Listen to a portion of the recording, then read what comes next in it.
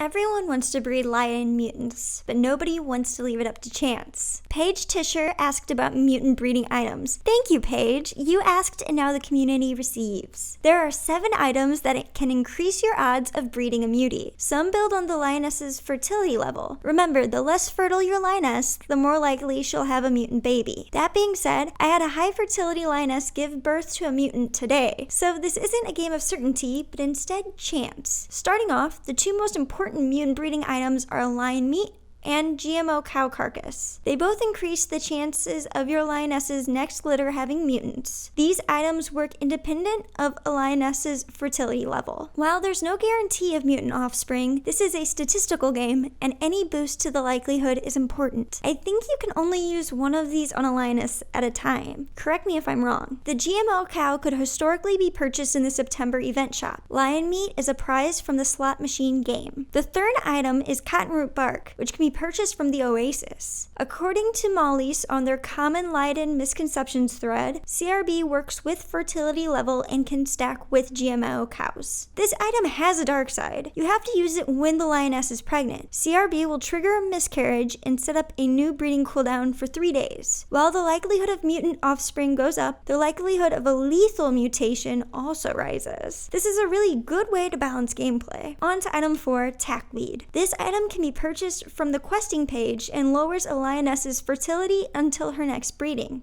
This is a temporary fertility level reduction. I'm pretty sure this would increase likelihood of mutants. Let me know if I'm explicitly wrong on this. The next 2 items don't influence fertility level or straight out likelihood of mutants. Buffalo Scrotum, a February event item, ensures at least 3 offspring in a litter. Each offspring rolls a likelihood of having a mutation. Having a low fertility give birth to 3 cubs instead of maybe just 1 means a higher likelihood that one of them will have a mutation. Grain of Paradise was also a February event item, and like Buffalo Scrotum, guarantees a litter size. But this one is a more moderately sized at 2 cubs. The 7th item was released, I think, in the February event. It is a lion scrotum. It doesn't work like the last 6. This one works in conjunction with the mother having a mutation herself. It doesn't work on hybrids. Sorry, Lioden mamas. The lioness who eats this has a 40% chance of passing on a mutation to her offspring. According to ICE on their lion scrotum thread, it can be stacked with the cotton root bark. The CRB would run first, and if it failed, the lion scrotum would run second. I would have to do some testing to figure out which of these items can be used in conjunction. Since many of them are holiday items, that would be quite the pricey task. If you have any experience with these items, comment on this video to let the rest of the class know. Shout out to user Ty for sending me this very cool adolescent lion. His markings are great, but I haven't decided what to do with him yet. While you're in the mood to watch a Lioden YouTube video,